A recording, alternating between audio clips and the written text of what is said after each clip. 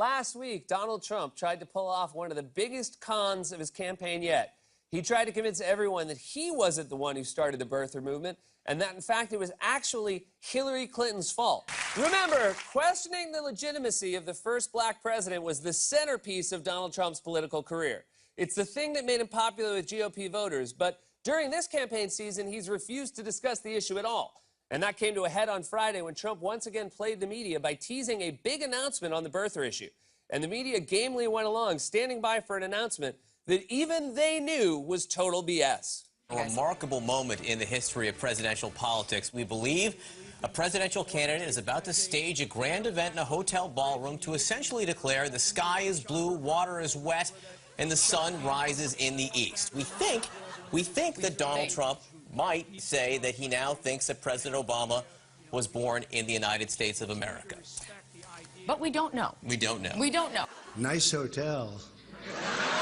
Under budget and ahead of schedule. Isn't that nice? This is our brand new ballroom. The hotel is completed. We'll be having our opening ceremony in October, and it's going to be something very special. I really believe I said this will be the best hotel in Washington. So after a half an hour of free advertising, Trump finally tossed the media the bone they've been waiting for, a 30-second statement with no apology that falsely claimed it was Hillary Clinton who started the birther movement in the first place.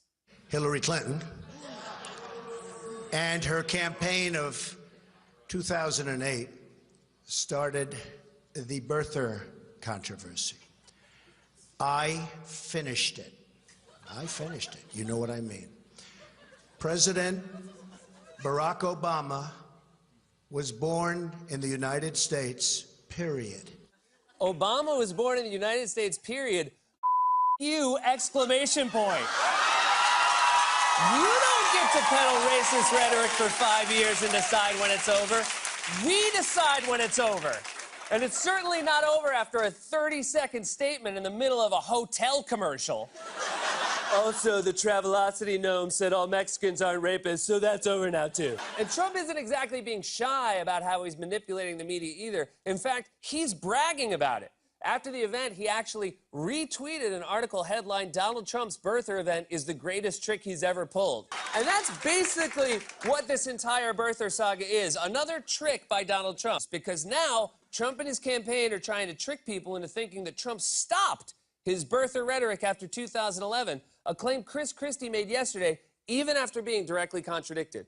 After the president presented his birth certificate, Donald has said, you know, he was born in the United States, and that's the end of the issue. Just as a point of fact, again, Donald Trump did not accept when Barack Obama released his birth certificate in 2011. He kept up this whole birther thing until Friday. That's 5 years. But we only have a little time left, so I want to ask you. Well, go ahead. But Jake, that's just not true. It's just not true that he kept it up for 5 years. It's just simply not true. It is true. It wasn't like he was talking. No, Jake, it wasn't like he was talking about it on a regular basis until then. And when the issue was raised, he made very clear the other day what his position is. Now, before we unload on Chris Christie for being a liar, it's important to remember this is a difficult time for him. According to today's New York Times, prosecutors now say Chris Christie knew about the Bridge Lane closings as they happened. And say what you will about Hillary's email server, it never stuck an ambulance in traffic, you cartoon gangster. Of course, this New York Times report will come as no surprise to the politician who last December said the George Washington Bridge, he knew about it, totally knew about it. And which politician was that? The George Washington Bridge. He knew about it. He knew about it. He totally knew about it. So the liar hired the other liar to basically work as a greeter at LieMart. Because only a LieMart greeter would claim Trump didn't talk constantly about the birther issue for the last 5 years when, thanks to cameras, we know he did. People have birth certificates. He doesn't have a birth certificate. A lot of people do not think it was an authentic certificate. Donald, you're beginning to sound a little ridiculous. I have to tell you. I think you are, Wolf. Let me tell you something. I think you sound ridiculous. You don't still question that he was born in the United States, do you?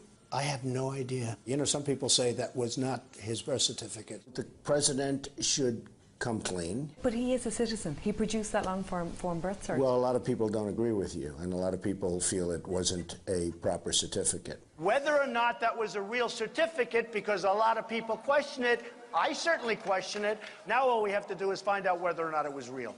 He was still saying the birth certificate could be fake last year. And by the way, I'm not sure the guy who holds fake press conferences, has a fake university, a fake foundation, fake hair, and a fake tan should be the one in charge of deciding what's real. And even if there hadn't been cameras recording Trump's birtherism the past 5 years, there are his tweets. An extremely credible source has called my office and told me that Barack Obama's birth certificate is a fraud. Because if an extremely credible source had evidence in 2012 that the president was a fraud, their first thought would be, I should call a game show host. Or this 2013 tweet, how amazing the state health director who verified copies of Obama's birth certificate died in plane crash today, all others lived. Let's just step back here and think about how insane that is. Trump thinks the president orchestrated a plane crash so accurate that it only killed the one person who could prove his birth certificate was a fraud.